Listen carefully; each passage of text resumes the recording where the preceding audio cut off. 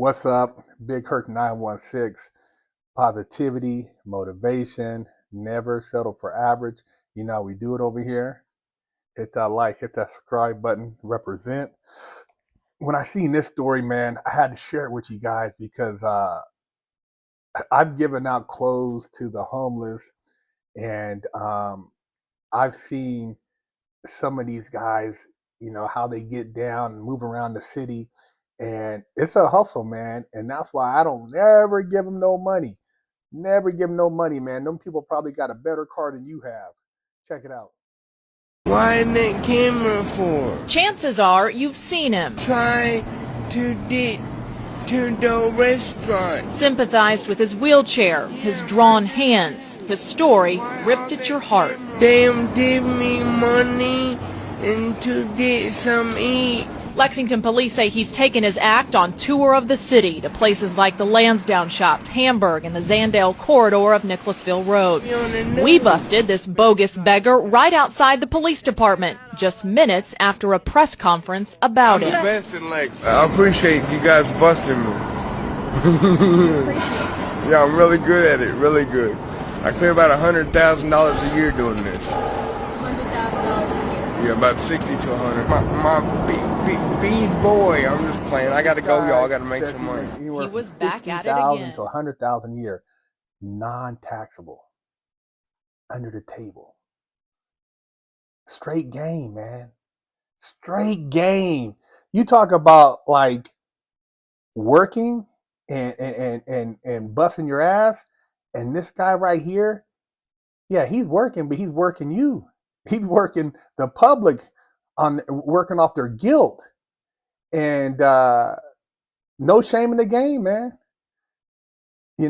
If you're willing to go through these levels to make your moves, I mean, everybody has a hustle out there, man. And that's what type of society, what type of culture we're living in. And I know he's not lying because I knew a guy and he was saying that his brother used to do the same thing, and he would clock anywhere from, for a couple hours, $100 upwards if he was out there for like 6-7 hours, maybe $400 or $500. Yeah, that begging game, that feed me, I'm disabled game, depending on where you're at and how good you are able to pull it off. These dudes are pulling licks, man. They're pulling licks, man. And people want to have sympathy, want to do the right thing. They want to feel like, hey, I can help this guy. And this is what you get sometimes. Not everybody is playing the same game, but I've seen guys who say they're like Vietnam veterans. They're not even old enough to have served in Vietnam. You can see where they're not really military veterans. It's just they're pretending. They got a hat they don't probably got from their uncle. Some dudes you can look at their socks, it's clean. Shoes, no scuff marks. I look at certain things, their fingernails. I mean, come on, man. You run the game on a person who knows game. I remember there was a brother, man, and I seen him one time in LA over off of Santa Monica and Sepulveda. And I'm thinking, oh, this big guy, he's homeless, but he's a big guy. So, I mean, he must have been eating good because I'm a big guy and he was a decent sized guy. So, I had a bunch of sweatsuits and stuff, and I recycle the clothes. I'm like, just give them away. If I'm not wearing them and they're no longer in style, I'll give them away. And so my wife and I had some clothes in the car. I pulled over and gave him some clothes and some shoes because I have some like 12 and a half or something shoes I wasn't wearing. They were in really good conditions too. They weren't like beat up or nothing. So I gave the guy some stuff, right? And he was like, "Oh, thank you, blah blah blah, man. Appreciate it, man. Nice sweatsuits." And then a couple months later, I seen a dude all the way down in the valley off of Sepulveda and Burbank. And I'm like, damn, this dude way over here now. I said, oh, he's working it. He's working it, man. Yeah, he looked like Brother Man, from Martin Lawrence, man. Big dude. And yeah, man, I gave him some clothes and then he went, and is making his way through the city, no hustling. I'm telling you, man, that's the game out there, though. You got to be on top of your surroundings. You got to know who you're dealing with. People are always looking for angles, and hey, I'm not knocking the hustle. I didn't give him any money. I just gave him some clothes. I was gonna throw it in a donation bin anyways. But yeah, he definitely was moving and grooving, and I don't really think he was homeless, to tell you the truth. I think he had on maybe a pair of the shoes I gave him too. But I mean, if you're not really tripping off all the material shit, if you're just willing to kind of like stack your bread, you think about it, a person can do that for a couple years. If they make $300,000-$400,000 and then invest that in the stock market, get them some dividend stocks, man, they can become a millionaire. They become a millionaire and they're under the radar because they're documented homeless.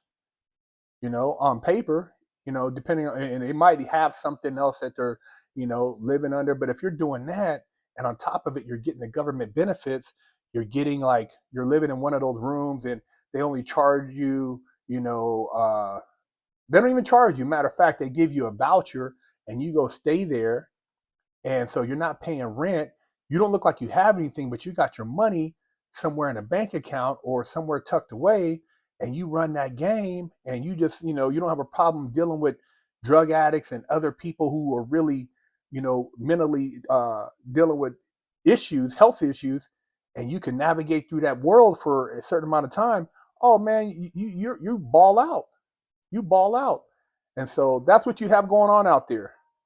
So, hey man, hit that like, hit that subscribe. BigHerc916.